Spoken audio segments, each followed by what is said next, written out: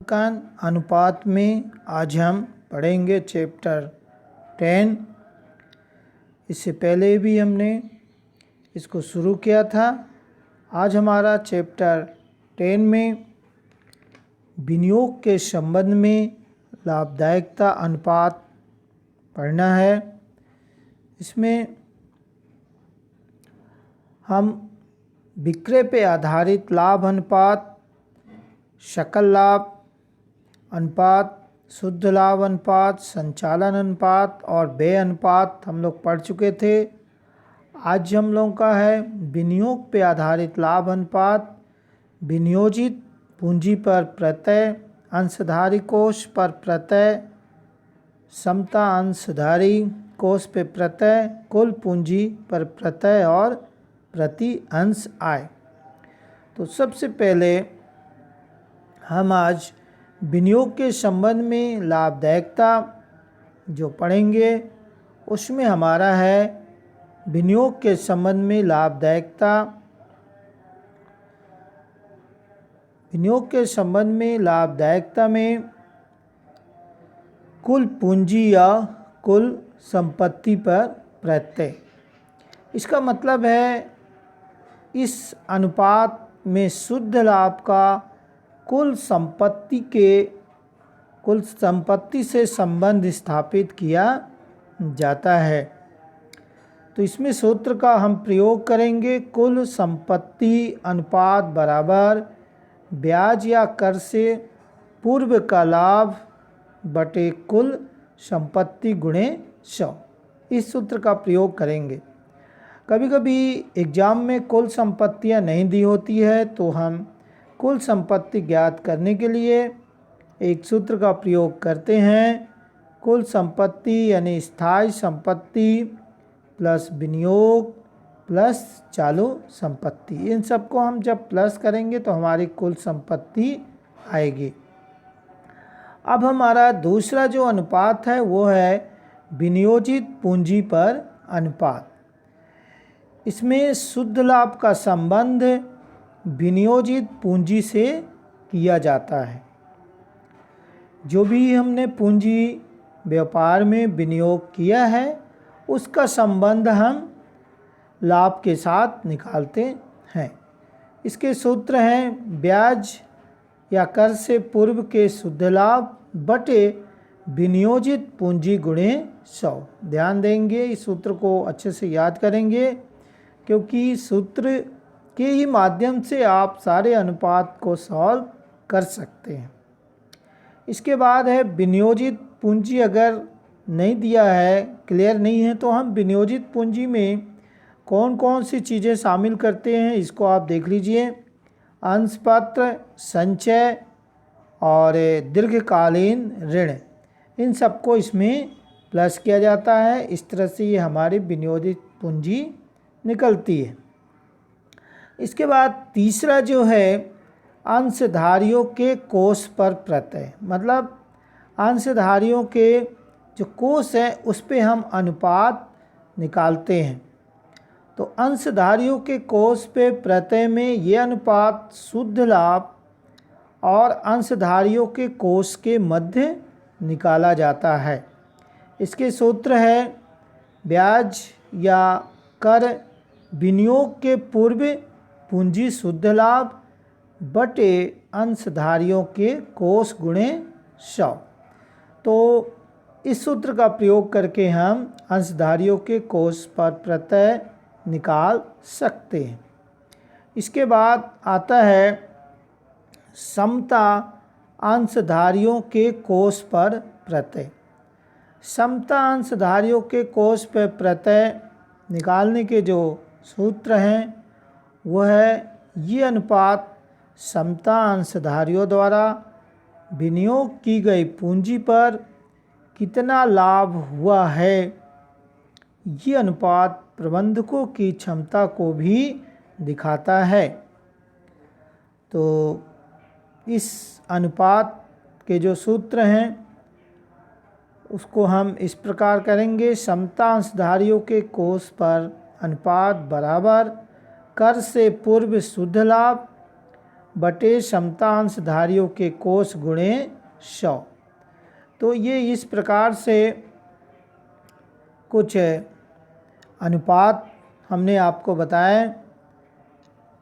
इसके बाद अब हम इसके अगले अनुपात में आते हैं, प्रति अंश आय। प्रति अंश आय जो है ये अनुपात कर ब्याज से पूर्व शुद्ध लाभ बटे क्षमता अंशधारियों के लाभ गुणे 100 इसके माध्यम से निकाले जाते हैं। दूसरा हमारा जो अनुपात है वह क्रियाशीलता अनुपात या आवर्त कहते हैं। क्रियाशीलता अनुपात किस तरह से निकालेंगे, ये क्या है, इसके बारे में हम आपको बताते हैं। सबसे पहली चीज़ है स्थायी संपत्ति अनुपात। जैसा कि नाम से ही स्पष्ट होता है कि इसमें हम स्थायी संपत्ति के अनुपात निकालना है। इस अनुपात का संबंध बेची गई वस्तु की लागत या बिक्री का संबंध स्थायी संपत्तियों से किया जाता है। व्यापार में जो भी वस्तु बेची जाती है उसका संबंध हम जो हमारे पास स्थायी संपत्ति है उसके माध्यम से करते हैं। इसका सूत्र है स्थायी संपत्ति अनुपात बराबर वस्तु की बिक्री लागत बटे स्थायी संपत्ति। वस्तु की बिक्री लागत बटे स्थायी संपत्ति। अब दूसरा इसका अनुपात है कार्यशील पूंजी अनुपात। कार्यशील पूंजी ये अनुपात कार्यशील पूंजी अनुपात विक्रय के मध्य में, यानी कार्यशील पूंजी और विक्रय के मध्य में इस अनुपात को हम निकालते हैं। तो इसकी जो सूत्र है वह है कार्यशील पूंजी अनुपात बराबर विक्रय या वस्तु की लागत बटे कार्यशील पूंजी। विक्रय या वस्तु की लागत बटे कार्यशील पूंजी। हम कुछ क्वेश्चन भी देंगे इससे संबंधित, आप बड़े आसानी से इस सूत्र का प्रयोग करके हल कर सकते हैं। इसके बाद हमारा तीसरा जो आता है वो है कुल पूंजी आवर्त अनुपात। कुल पूंजी आवर्त अनुपात व्यवसाय की संचालन क्षमता की जांच विषय में कुल विनियोजित पूंजी से की जाती है। मतलब जितनी भी कुल पूंजी है, व्यवसाय की जो संचालन क्षमता है उसका कुल पूंजी जो विनियोजित है उसके साथ इसका अनुपात ज्ञात किया जाता है। इसके सूत्र हैं कुल पूंजी आवर्त अनुपात बराबर विक्रय या वस्तु की लागत बटे कुल पूंजी। यानी जो भी विक्रय होगा उसका हम कुल पूंजी के साथ अनुपात निकालते हैं। तो ये हो गया विक्रय बटे कुल पूंजी। अब हमारा अगला अनुपात है संपत्ति आवर्त अनुपात। इस आवर्त की गणना कुल संपत्ति और विक्रय के मध्य संबंध स्थापित किया जाता है। मतलब जो कुल संपत्ति है और जो बेची गई संपत्ति विक्रय के मध्य में, यानी जितने भी बिक्री हुआ उसका संपत्ति के साथ अनुपात निकालते हैं। तो इनके सूत्र हैं संपत्ति आवर्त अनुपात बराबर विक्रय या वस्तु की लागत बटे कुल संपत्ति। तो ये सूत्र का हम प्रयोग करते हैं। इसके बाद अगला सूत्र हमारा है चालू संपत्ति आवर्त अनुपात। चालू संपत्ति आवर्त अनुपात में यह अनुपात चालू संपत्ति के प्रयोग को कितनी प्रभावपूर्ण एवं कुशलतापूर्वक किया गया है इसके संबंध में अनुपात निकाला जाता है। तो हम इसमें कह सकते हैं कि चालू संपत्ति आवर्त चालू संपत्ति के प्रयोग और कुशलतम प्रयोग के साथ, यानी विक्रय और चालू संपत्ति के साथ इसका अनुपात होता है। तो इसका सूत्र हम लिखेंगे, चालू संपत्ति आवर्त बराबर विक्रय या वस्तु की लागत बटे चालू संपत्तियाँ। तो ये तो रहा आपका। और इसके बाद अगला जो इसमें है, अगले इसमें सूत्र है स्कंध आवर्त अनुपात। स्कंध आवर्त अनुपात यानी बेचे गए माल की लागत और वर्ष में प्रयोग औसत स्टॉक के मध्य संबंध स्थापित करता है। यानी देखिए ये डिटेल क्या कह रहा है कि स्कंध आवर्त अनुपात जो है बेचे गए माल की लागत और वर्ष में प्रयोग जो स्टॉक है उसका औसत। तो इसके सूत्र की बात करें तो सूत्र होगा स्कंध आवर्त अनुपात बराबर बेचे गए वस्तु की लागत या विक्रय बटे औसत स्टॉक। अब आप बोलोगे सर औसत स्टॉक कैसे ज्ञात करेंगे, तो उसके लिए मैंने यहाँ सूत्र लिखा है औसत स्टॉक बराबर प्रारंभिक स्टॉक प्लस अंतिम स्टॉक। यानी प्रारंभिक स्टॉक और अंतिम स्टॉक को हम प्लस कर देंगे और 2 से उसको डिवाइड करेंगे, तो जो हमारा स्टॉक आएगा वो क्या होगा, औसत स्टॉक। और हम फिर इस औसत स्टॉक को इस सूत्र में प्रयोग ला सकते हैं। तो इस तरह से ये स्कंध आवर्त अनुपात में औसत स्टॉक, एक बार फिर से मैं बता दूं, औसत स्टॉक में क्या कैसे करेंगे, अगर किसी क्वेश्चन में औसत स्टॉक दिया है तब तो ठीक है, परंतु अगर नहीं दिया है तो आपको ये देखना है कि प्रारंभिक स्टॉक भी दिया है और अंतिम स्टॉक दिया है कि नहीं। अगर दिया है तो हम दोनों प्रारंभिक और अंतिम स्टॉक को प्लस करके और 2 से डिवाइड कर देंगे, तो हमारा जो स्टॉक आएगा वो आएगा औसत स्टॉक। अब अगला जो हमारा सूत्र है यानी अनुपात जो हमको निकालना है वो है देनदार आवर्त अनुपात, मतलब देनदार से संबंधित है। तो देनदार आवर्त अनुपात शुद्ध उधार बिक्री और औसत देनदारों के मध्य इसका संबंध स्थापित किया जाता है।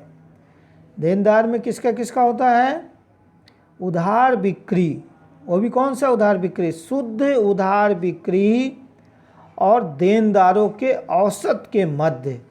तो इसके सूत्र हो जाएंगे देनदार आवर्त अनुपात बराबर शुद्ध उधार बिक्री या बिक्री। अगर उधार बिक्री नहीं दिया है तो हम बिक्री भी लिख सकते हैं, बटे औसत देनदार।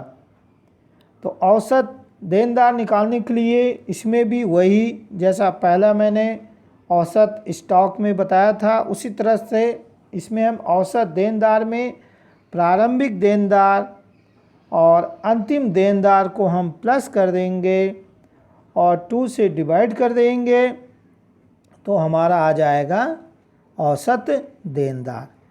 तो इस सूत्र का हम प्रयोग करके हम देनदार आवर्त अनुपात बड़े आसानी से निकाल सकते हैं। अब हम देनदार आवर्त अनुपात के बाद आता है लेनदार आवर्त अनुपात। लेनदार आवर्त अनुपात, ये अनुपात उधार क्रय और औसत लेनदारों के मध्य में संबंध स्थापित करता है। यानी इसमें आपको क्या करना है, इसमें आपको देखना है कि लेनदार कौन है। तो लेनदार कौन होता है, जब हम उधार खरीदते हैं तो हम उसके लेनदार हो जाते हैं। तो आपको देखना है कि आपके व्यवसाय में उधार क्रय कौन कौन से हैं और औसत लेनदारों के मध्य में। तो इसके सूत्र क्या हो जाएंगे, इसके सूत्र होंगे लेनदार आवर्त अनुपात बराबर शुद्ध लाभ क्रय या क्रय भी आप कह सकते हैं बटे औसत लेनदार। और औसत लेनदार कैसे निकालना है, औसत लेनदार आपको प्रारंभिक लेनदार और अंतिम लेनदार को प्लस करके 2 से भाग दे देंगे तो वो औसत लेनदार निकल जाएगा। तो इस तरह से ये मैंने कुछ आपको अनुपात बताया। इसी से संबंधित हम कुछ आपको होमवर्क भी देते हैं। होमवर्क में पहला आपका है, बीच में ही मैंने होमवर्क दिया इसलिए क्योंकि कुछ लोग पूरा वीडियो नहीं देखते हैं, इसलिए मैंने बीच में दिया है। आपको इस प्रश्न का उत्तर लिखना है और लिखकर भेजना है। तो ये पहला क्वेश्चन है, लाभदायकता अनुपात क्यों निकालते हैं और इसके प्रमुख अनुपातों को बताइए। और दूसरा प्रश्न मैंने ये दिया है कि देनदार आवर्त क्या है, देनदार आवर्त क्या है और इसकी गणना कैसे की जाती है। तो ये 2 प्रश्न जो है आपको लिखने हैं। ये बहुत ही मैंने सोच समझ के प्रश्न दिया है जिससे कि इसका संबंध बोर्ड एग्ज़ाम में रहे। अब हम आगे जो है आपको कुछ क्वेश्चन हल करके बताते हैं कि अगर लाभदायकता अनुपात आपको ज्ञात करना है तो किस प्रकार से प्रश्न आते हैं या आ सकते हैं, उसको आप किस तरह से निकालेंगे। ये देखिए, तो मैंने पहला एक क्वेश्चन लिया है, आपके बुक का हो सकता है, आप देख लीजिएगा। निम्न दशाओं में सकल लाभ अनुपात ज्ञात कीजिए। मैंने इसे पिछले कक्षा में सकल लाभ अनुपात का सूत्र वगैरह आपको बता दिया था। अब हम उससे संबंधित आपको क्वेश्चन बता रहे हैं। तो सकल लाभ अनुपात ज्ञात करना है। सकल लाभ अनुपात ज्ञात करने के लिए प्रश्न में दिया है बिक्री आपका दिया हुआ है 24 लाख रुपए है और सकल लाभ दिया हुआ है 72 यानी 7,20,000।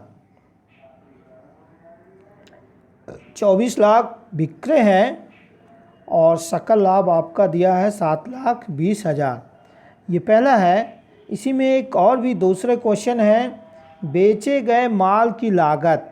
बेचे गए माल की लागत यहाँ देखिए दिया हुआ है 9,50,000 और बिक्री दिया हुआ है 12,50,000। तो ये तो प्रश्न है। अब हमको क्या निकालना है इसमें, सकल लाभ अनुपात। तो सकल लाभ अनुपात निकालने के लिए मैंने पिछले क्लास में सूत्र बताया था। चलिए एक बार फिर से मैं उस सूत्र को यहाँ बता दूँ। सकल लाभ अनुपात बराबर सकल लाभ बटे शुद्ध विक्रय गुणे 100। तो आप ये जो अनुपात है, जो मैंने सकल लाभ अनुपात का सूत्र लिखा है, इसको आप अच्छे से बिल्कुल दिमाग में फिट कर लीजिए, क्योंकि अगर थोड़ा भी मिस्टेक होगा तो आप क्वेश्चन ठीक से नहीं कर पाएंगे। तो अब आगे चलते हैं। तो हमारा सूत्र क्या है, सकल लाभ बटे शुद्ध विक्रय गुणे 100। तो प्रश्न से हम क्या लेंगे, सकल लाभ।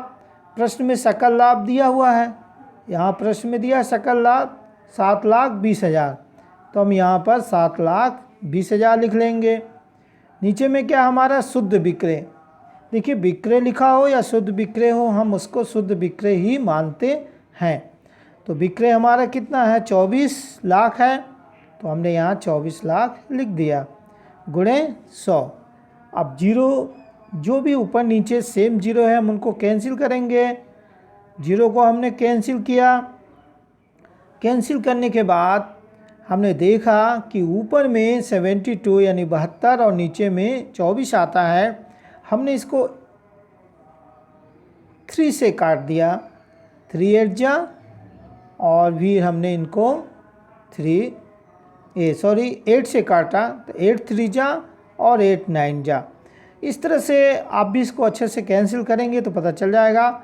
सारे कैंसिल होने पर यहाँ ऊपर में हमारा 3 आता है और इधर इनटू में सिर्फ कितना बचा है, 10। तो 3 गुणे 10 यानी 30, यानी 30%। तो सकल लाभ अनुपात क्या हुआ, 30% आया। सकल लाभ अनुपात 30%।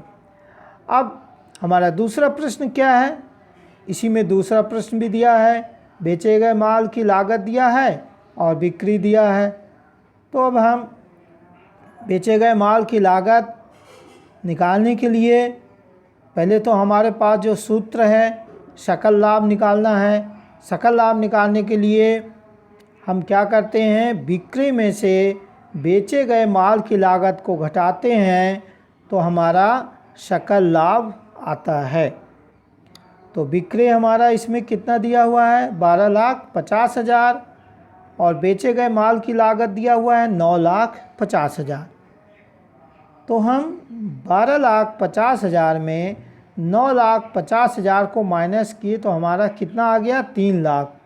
ये 3 लाख क्या आया, ये 3 लाख हमारा आया सकल लाभ।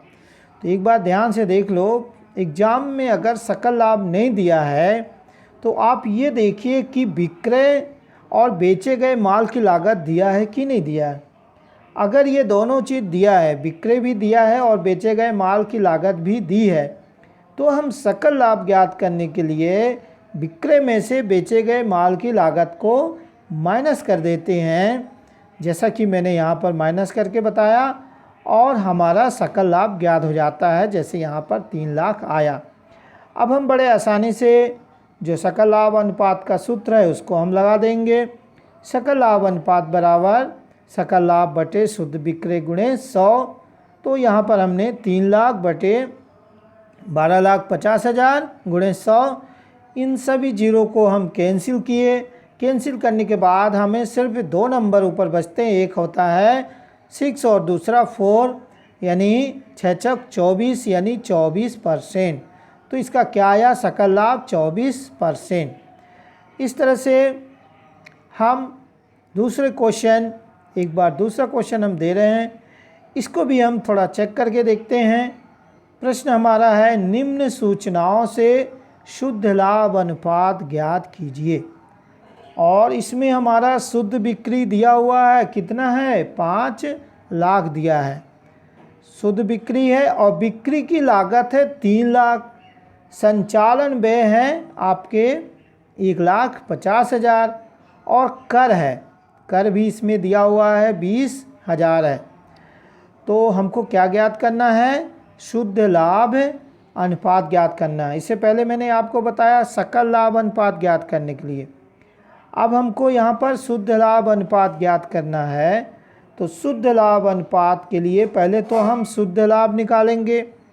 शुद्ध लाभ निकालने के लिए मैंने बताया था विक्रय में से वस्तु की या बेची गई वस्तु की लागत घटाते हैं। तो यहाँ पर शुद्ध लाभ जब निकालेंगे, वो तो सकल लाभ का मैंने बताया था, शुद्ध लाभ जब निकालेंगे तो लिखेंगे शुद्ध बिक्री माइनस वस्तु की विक्रय लागत और संचालन व्यय और कर, यानी वस्तु की बेची गई लागत और जो भी उसको बेचने में खर्चा हुआ जिसको अपन कहते हैं संचालन व्यय, और जो टैक्स है, इन सब को प्लस करके हम शुद्ध बिक्री से जब माइनस करेंगे तब हमारा आएगा शुद्ध लाभ।